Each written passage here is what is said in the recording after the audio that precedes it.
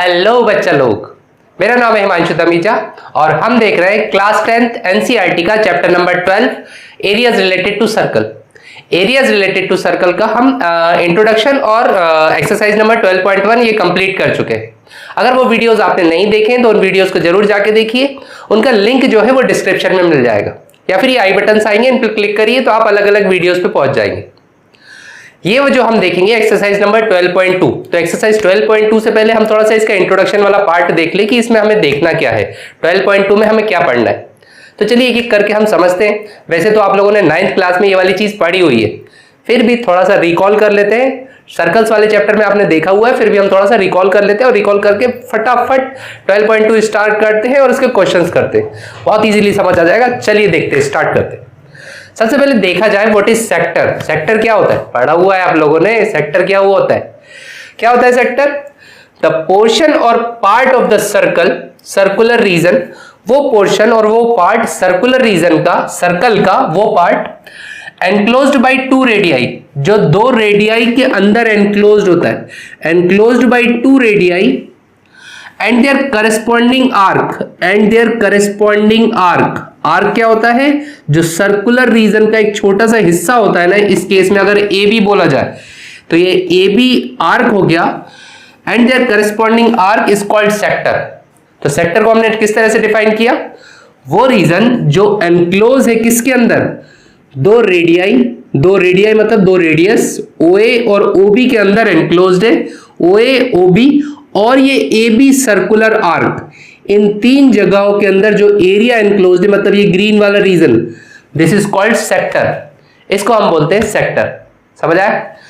2 radius और circular arc के बीच में जो रीजन एनक्लोज्ड रहता है, दिस इज कॉल्ड सेक्टर।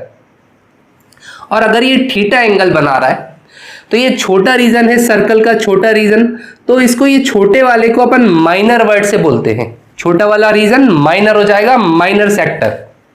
और इसके ऊपर वाला जो ऊपर वाला रीजन हो जाएगा, ये भी एक तरीके से सेक्टर ही बना, तो ये कहलाएगा मेजर सेक्टर। मेजर मतलब ये बड़ा पोर्शन है, इसलिए हमको इसको मेजर सेक्टर बोल रहे हैं। कौन सा?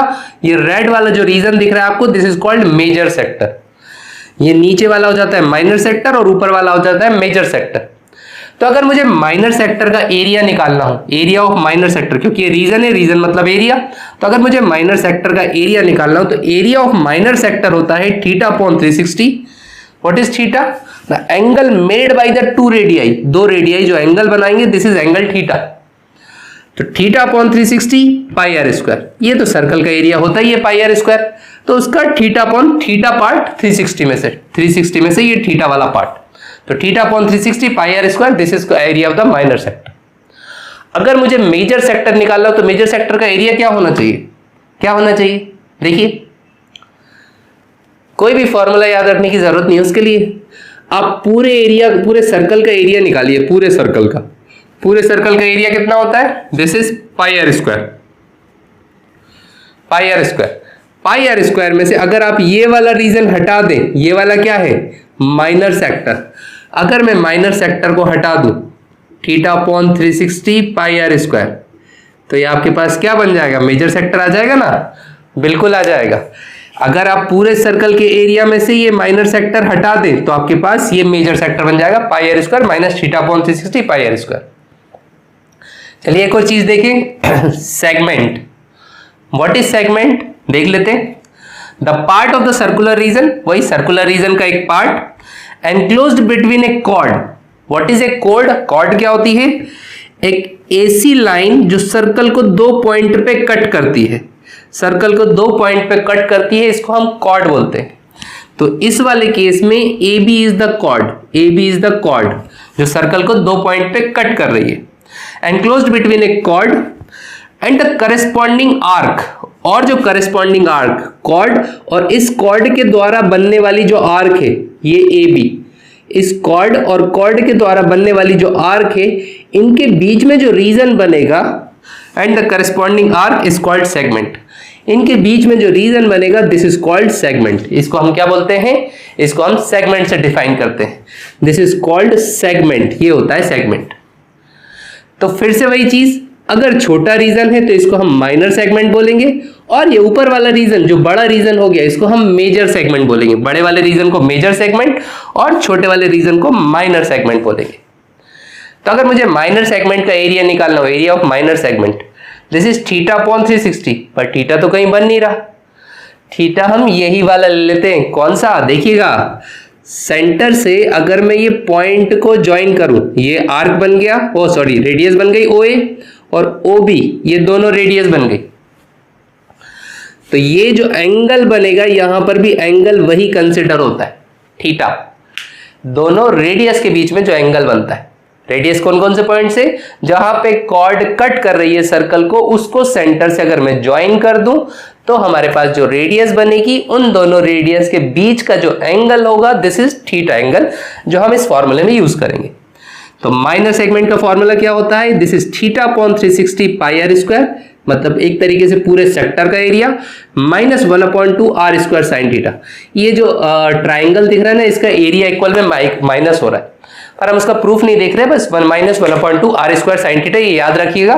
तो ये हम सेगमेंट का एरिया निकाल लेंगे, ये रेड वाला जो रीजन है ना माइनर सेगमेंट, इसका हम इस तरीके से एरिया निकाल लेंगे, theta upon 360 pi R square minus 1/2 R square sine theta की मदद से।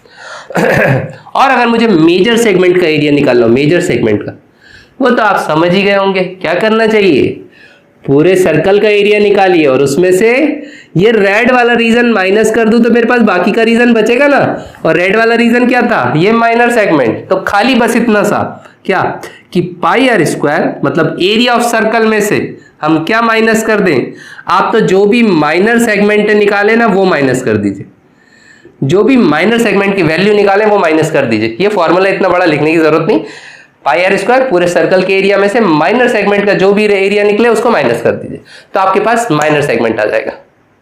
तो चलिए कुछ और चीजें देखें।